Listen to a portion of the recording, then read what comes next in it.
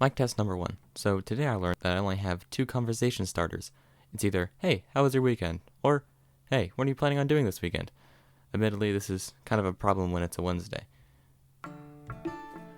Well, hi, I'm Ipie, and I welcome you all to the very first episode of the Ipie Show. Yay! To celebrate this momentous occasion, I decided to talk about a browser game that I find quite entertaining and that my friends should probably play, since they're probably the only ones watching this video in the first place. This game being The Kingdom of Loathing, or KoL for short. If this sounds vaguely familiar, its successor, The West of Loathing, was fairly popular on YouTube a while back. Now, that game may be interesting, really interesting, but today's episode is going to be focused entirely on The Kingdom of Loathing. This cult classic was released February 10th, 2003, and is still being updated to this very day. Although I've already played this game quite a bit, I'm starting a new account from scratch so I can get the idea of what a newcomer would feel like playing this game for the very first time. My quest begins tomorrow.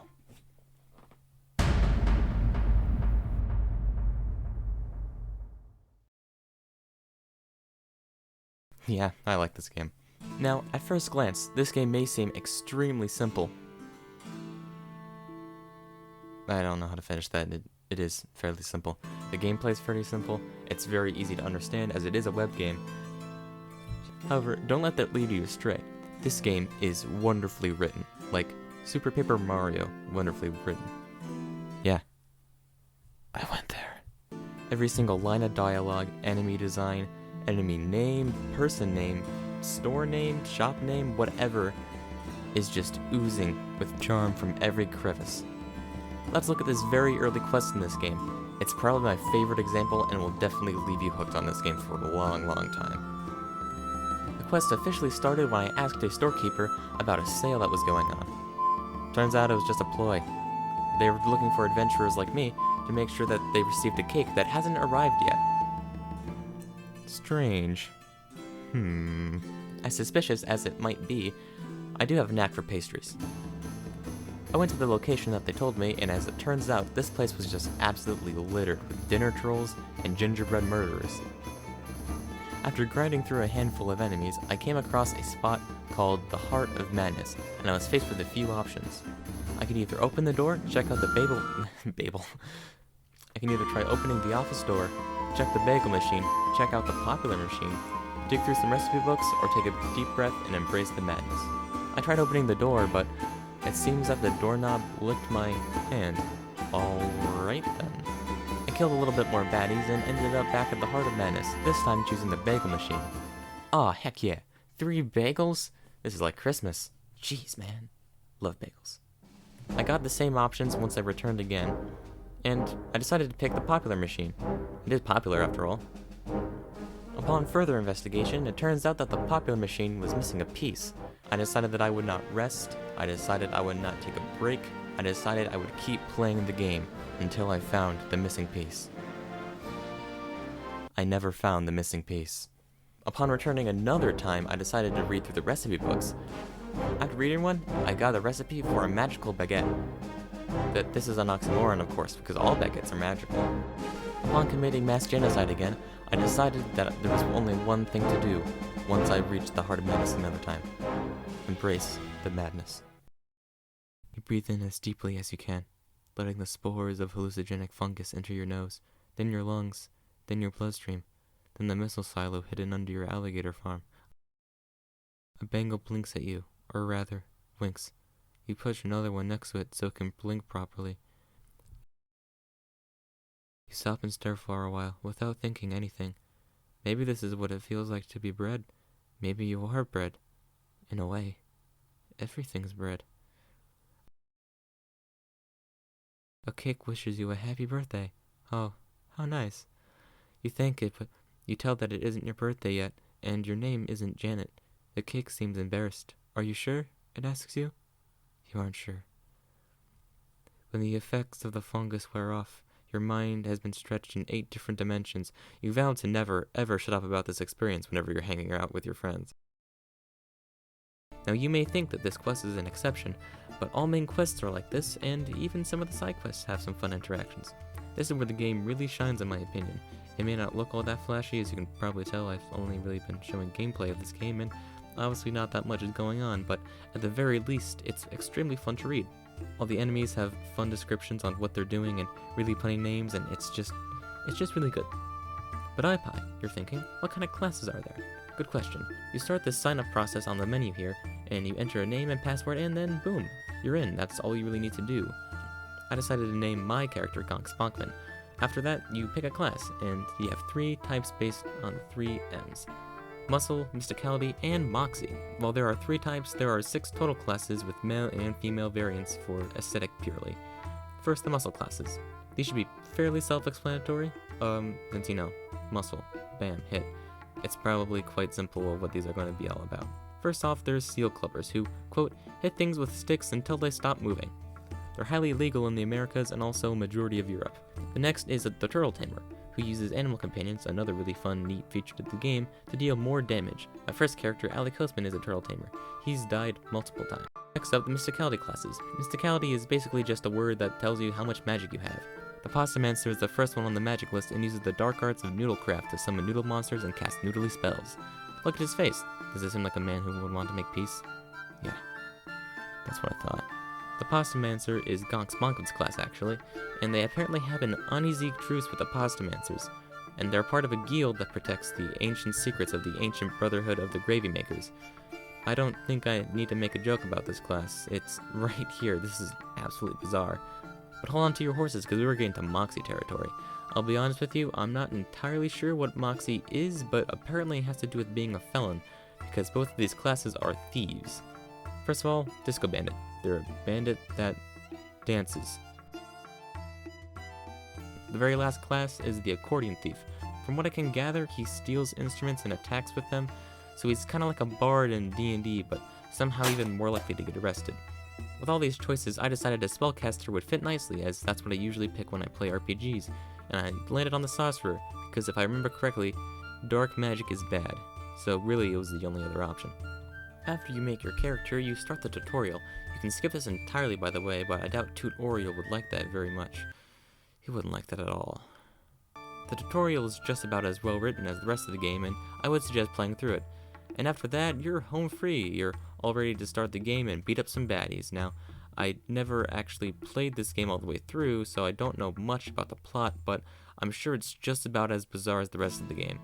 But that's all that I have. I hope that you really want to look into this game now, and I would highly suggest it to a lot of people, especially if you like RPGs or just text-based games like the Oregon Trail or Zork, which, yes, is a real game. From the funny enemies and characters to the absurd, hilarious writing and side quests, KoL is just about as easy to love as it is to sign up and start playing. That sounded a lot like a sponsorship deal or something, but I promise it's not. So I hope you enjoyed this Wait, something's not right.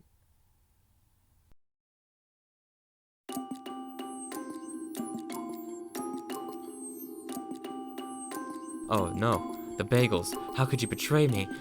What are you doing? No, no!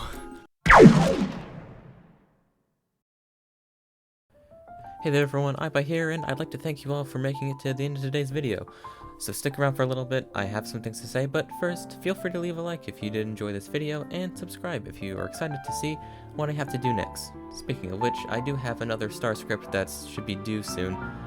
Don't know how long it'll actually take me to make it, but hopefully it won't take as long as this one. I have the music and sound effects that I used in the description, so if you want to check them out, most of them are just on the YouTube studio thing. But yeah, a few things I would like to clarify. When I say specifically that this game is well written, like Super Paper Mario well written, I don't mean it's written like Super Paper Mario. It's written completely different than Super Paper Mario, but I just thought it'd be a good comparison because of all the Paper Mario games, Super Paper Mario is noted as being probably the most grandiose when it comes to story and also humor. So I thought that would be a good comparison. But other than that, I think that should be it. So, yeah, I hope you have a good rest of your day, and this is Ipie signing out. Goodbye.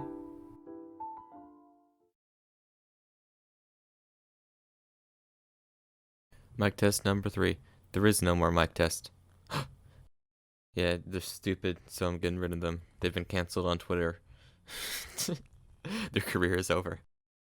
Hi, it's Ipie, and I'm back. So now that I'm finally back from I never really left in the first place, but since I'm here, I'm gonna tell you how Roblox changed my life. I can explain. But first, I need to discuss what role-playing is. I hit my water bottle. I need to discuss what role-playing is. Now, you're probably wondering, what exactly is role-playing? Are you kidding me? It's in the name. You play a role. I can't be expected to make these videos if you're going to ask stupid questions. That's like a parent asking if a Stephen King book is okay for their 10-year-old to read on Goodreads. Spoiler warning, it's probably not. Anyway, yes, role-playing is fairly self-explanatory. Role-playing primarily started here in the West due to a small game you probably haven't really heard of. It's called Dungeons & Dragons. These evolved into video games like Zork and eventually Skyrim. Also, just as a side note, if I remember correctly, the reason RPGs and JRPGs are different genres is due to a way that they were originally conceived. Let me see if I can recall some information from an old extra credits video. See, RPGs developed separately in the West and in the East. Here in the West, they developed for the aforementioned D&D, and while in the East, they developed from visual novels. Therefore, they're more story-based. Yeah, this is unimportant for today, but I just found it really interesting. Anyway, Roblox. Yeah, sorry if this video seems a little bit scatterbrained. It's difficult to get sleep when you're in the void. Anyway, a lot of people consider Roblox a game. I disagree. Roblox is a lot more like a platform to play and create games, as well as share them with other people. So it's more like Itch, a website where window devs, what the heck? A website where indie devs can upload games to sell. Through the Roblox website, you can look and see all the popular games, the ones that are all hip with the kids and all. For example, we have Welcome to Bloxburg, Adopt Me, and Piggy? What the... But while you can play all of these games, you can also create your own in Roblox Studio. I made this one called Ipie04's Hangout. I think it represents my mindset at the time pretty well. I also had a lot of fun playing with friends or just on my own. But all good things, of course, have to come to an end eventually. I left Roblox for a handful of reasons. The first one is that The Legend of Zelda Breath of the Wild came out. No matter how much fun Roblox was, it wasn't even close to being able to thwart one of my favorite games of all time. Well, that's kind of a lie. I still alternated between Roblox and Breath of the Wild at random intervals. So, what gives? Well, there's also the fact that most of my friends stopped playing Roblox. Both the ones that I made in real life and on the website itself. However, the real nail in the coffin was the censoring system. Don't even get me started. That's it, now I'm started. See, Roblox has a very similar problem to platforms like Wattpad. It's free and easy to sign in and use for anyone, so a lot of younger folks use said service. In Wattpad's case, it's writing, and in Roblox's case, it's playing games online. A majority of these games are multiplayer, so pretty much all of them you play with other people. This means a chat feature. Yeah! Well, in theory, yeah. See, due to the fact that a lot of kids play these games, they started censoring words. And that's cool, a lot of the Minecraft servers use this as well, but they took it too far, like an overzealous high school debate team. A lot of words that probably shouldn't have been censored were, and I couldn't even type my own name. What the heck, Roblox? But what really pushed me into the comically deep pit was when they censored numbers. Yeah, what the hell? Their reasoning and excuse was due to the fact that some kids were giving out their phone numbers, ages, or something else. Which, alright, listen, let me get on my soapbox here really quickly. Which one of you is not teaching their kids internet etiquette? Like, come on. It was drilled in my head every year in elementary school, not to give out personal information like your age, phone number, address, etc. That's 5 years of consistent reminders to not be an idiot online, but you would not know that it's been 5 years because Roblox censored the number 5. Anyway, long story short, parents, remind your kids not to be idiots on the internet, because otherwise it will ruin my time playing a children's game. But what does this have to do with role-playing, you might say, as Luigi, for some reason.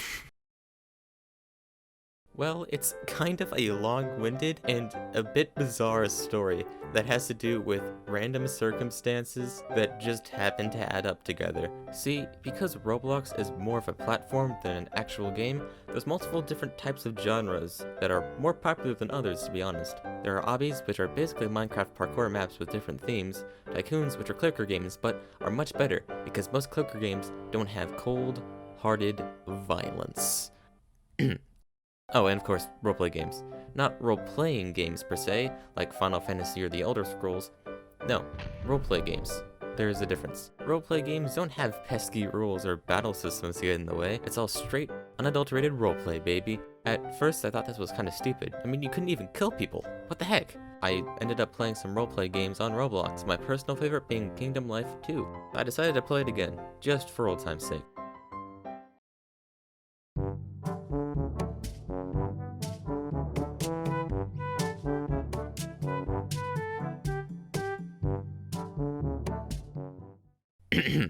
Back to the serious matter at hand. Roblox being that. To recap, I played Roblox a lot, and I thought that roleplay games were stupid. And then I played a roleplay games and realized that it wasn't stupid.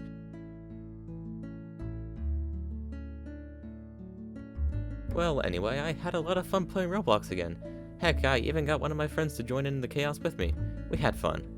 I know I didn't really talk about roleplaying enough to warrant it being in the title of this video, but my roleplay career was kind of cut short due to the void. God, this place is annoying. Anyway, I hope you enjoyed the... What is that noise? Uh-oh. Hey, it's Ipie, and I hope that you enjoyed this episode of the Ipie Show. Yeah, this 6-minute video took months to make. Between, technical problems and also school starting up, it took quite a long time to get this thing done, and honestly, I'm not entirely glad of how it turned out. There's probably a few lines that don't make a whole lot of sense, and that's because what my script was and then what I ended up editing into the video kind of changed, so sorry about that. But luckily, I got a new laptop, and this next game should definitely run easier.